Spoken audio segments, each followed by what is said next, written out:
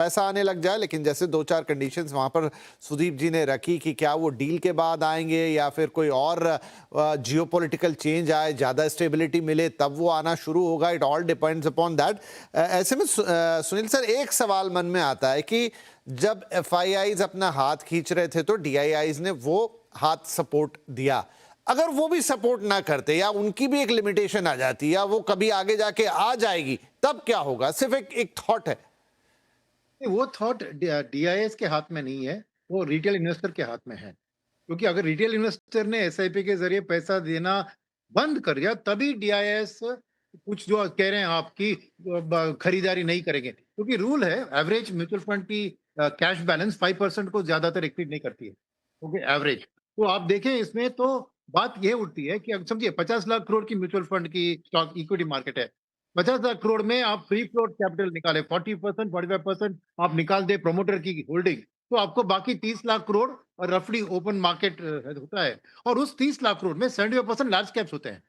Okay, तो इस 30 लाख करोड़ में इस साल अगर 30,000 पर मंथ एसआईपी ले जाए तो 4 lakh crore domestic fund manager के पास पैसा आने वाला है, जो इस 30 लाख करोड़ के मार्केट में उनको डिप्लॉय करना है, मोर देन 10%। तो लास्ट ईयर क्या किया उन्होंने? लार्ज कैप को खरीदा, क्योंकि उनको कॉन्फिडेंस नहीं था कि इंडिया की ग्रोथ मिड कैप और स्मॉल कैप की अर्निंग्स में एक अप ट्रेंड में आ रही है करके कॉन्फिडेंस नहीं था। जीएसटी कट के बाद ऑटो सेक्टर में थोड़ा कॉन्फिडेंस आया, पर उसके अलावा उनके पास नहीं था। और उनके एक्शन से क्लियरली दिख रहा है कि उन्होंने वो लार्ज कैप ही खरीदा। क्यों? क्योंकि दो चीजें सामने कि एक दिन एफआईआईज वापस आएंगे तो वही लार्ज कैप को खरीदेंगे तो प्रॉफिट बुक कर सकते हैं, नंबर वन। नंबर टू, जब मिड एंड स्मॉल कैप की अर्निंग्स ग्रोथ सामने दिख रही है अच्छी, तब वो लार्ज कैप को without transaction cost, because free float ज्यादा होती है, उसको बेचकर मिड एंड स्मॉल कैप को, लो फ्लोटिंग स्टॉक वाले को खरीद सकते हैं। उस वक्त तक ये बात मैं कहूंगा कि लार्ज कैप्स की ही खरीदारी वो करते रहेंगे, उनके पास चॉइस नहीं है, क्योंकि रिटेल निवेशक उनको पैसा दे रहे हैं। ये स्थिति नहीं हो सकती है कि पैसा दे रहे हैं रिटेल निवेशक और डोमेस्टिक फंड कहे कि मैं नहीं खरीदूंगा। नो, उनके पास चॉइस नहीं है, क्योंकि एफआईएस के पास वर्ल्ड मार्केट्स की पूरी मार्केट्स ओपन है। इंडिया के लिए कुछ ऐसी नहीं है, 5-10% भी वो फॉरेन में नहीं डाल सकते हैं। तो Indian fund managers have to invest in India, choice ही नहीं है। And when they lack clarity on growth, वो सेफ्टी ओरिएंटेड लार्ज कैप में ही डालेंगे। तो मेरा मानना है कि स्थिति वही रहेगी कि एफआईआईज अगर वापस नहीं आए तो ये स्थिति of last year will continue, कि domestic fund managers large cap भी कोई खरीदेंगे, उधर थोड़ा डिसेंट रिटर्न मिलेगा और mid and small cap will suffer. जिस दिन एफआई वापस आएंगे, चाहे वो ट्रेड डील के कारण हो, जो भी कारण हो, तब वो इन्हीं लार्ज कैप को उनको बेचकर उस कैश को मिड एंड स्मॉल कैप में डाइवर्ट करेंगे, अगर उधर ग्रोथ दिखती है तो। तो बात वही है, सिंपल सी बात है। Mid cap domestic fund managers को चाहिए इंडियन ग्रोथ स्टोरी की ग्रोथ, बट वो आज एक लेवल तक डिस्काउंटेड है, उसके ऊपर वाली ग्रोथ उनको दिखनी चाहिए, तभी वो मिड एंड स्मॉल कैप को खरीदेंगे। राइट, तो क्या वो ग्रोथ आएगी 2026 में? क्या वो परफॉर्मेंस हमें देखने को मिलेगा? क्या उस तरह के अर्निंग्स आएंगे? और नहीं तो क्या फिर सेफ बेट जो कि ले रहे हैं, मतलब जो सुनील जी ने कहा, अगर समझदार हैं तो इशारा काफ़ी है कि कहाँ वो कह रहे हैं कि आप फोकस कर सकते हैं जब तक ये परिस्थितियां बनी हुई हैं, आपको क्या लेना चाहिए? राइट। अनुराग सर, अब आप तो वहाँ बैठे हैं जहाँ से वो सारा पैसा आता है, क्या देख रहे हैं वो कब के कौन सी चीज को देखकर? क्या डील ही वो चीज है जिसके इर्द गिर्द सब कुछ होगा? क्या कोई डोमेस्टिक नंबर्स हैं जो इनको इनकरेज करेंगे? आगे बजट भी है, क्या ऐसी चीजों पे भी नजर रहती है? मतलब कहां से वो चक्का वापस घूमेगा? हम्म। विपिन जी, ये सवाल सब जुड़ा हुआ है। हम जो अभी बात कर रहे थे कि एक तो छोटा पहले हम डेटा कॉन्टेक्स्ट में रखें।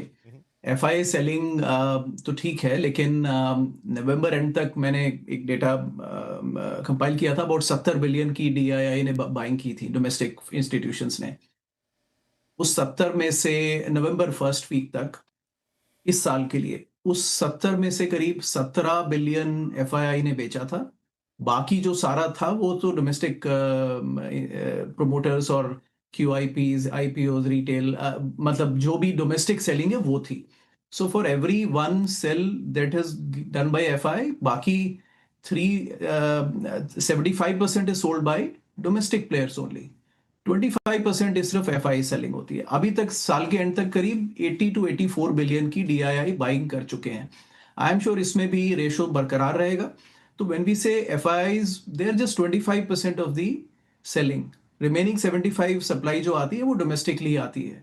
कल का मार्केट भी इंडियन मार्केट के लिए इतना अच्छा देखने को नहीं मिला है, क्योंकि एफआईएस की छुट्टियां चलती हुई ही नज़र आ रही है। ज़्यादा वॉल्यूम इंडियन मार्केट में दिसंबर के महीने में हर साल भी आप डेटा देखोगे तो डेटा पॉजिटिव ही रहता हुआ नज़र आएगा, लेकिन ज़्यादा कुछ वॉल्यूम्स की स्थिति यहाँ पे देखने को नहीं मिलेगी, क्योंकि एफआईएस वगैरह छुट्टियों पे निकल जाते हैं। वैसा कि आप देख सकते हैं कि जो बड़ा उठापटक है वो अब जनवरी के महीने से ही स्टार्ट होगा। कल का दिन इतना अच्छा देखने को नहीं मिला। एफआईएस की तरफ से भी सेलिंग का मूड माहौल फिर से दिखाई दिया है, वहीं डीआईएस की तरफ से लगातार बाइंग के बीच में फिर से बाइंग देखने को मिली है। लेकिन बड़ी खबर इंडियन मार्केट के लिए देखने को मिली है। इंडिया यूएस का जो टेरिफ प्रपोजल है वो इंडिया की तरफ से देखने को मिला है, और यहाँ पे इंडिया ने जो 50% टेरिफ इंडिया पे लगाया गया था, इंडिया ने प्रपोजल दिया है कि वो 15% तक लाया जाए, और जो सभी पेनल्टीज़ है रशियन ऑयल परचेज को लेकर वो भी ख़त्म की जाए। यहाँ पे आप देखोगे तो India US trade tension and India's firms stands against President Donald Trump tariff pressure concerning its energy security decision, और this proposal anticipated in new year. और लग रहा है कि ये ट्रेड डील अब न्यू ईयर में ही होती हुई नजर आएगी। तो ये प्रपोजल यदि एक्सेप्ट होता है अमेरिका की तरफ से, तो फिर इंडियन मार्केट में ज़बरदस्त हलचल दिखाई दे सकती है। उसके बीच में यहाँ पे आप दूसरी खबर को भी देखोगे तो इंडिया की जो इकोनॉमी है वो ग्रोथ एक्सपेक्टेड 2026 के लिए काफ़ी ज़बरदस्त है, और करीब 6.5 से 7% तक की जो स्ट्रॉन्गली ग्रोथ है वो आती हुई फिर से नज़र आ सकती है। उसके पीछे एक जो महंगाई की दर कम है उससे भी काफ़ी इम्पैक्ट जो है इंडियन मार्केट पे पड़ता हुआ नज़र आया है।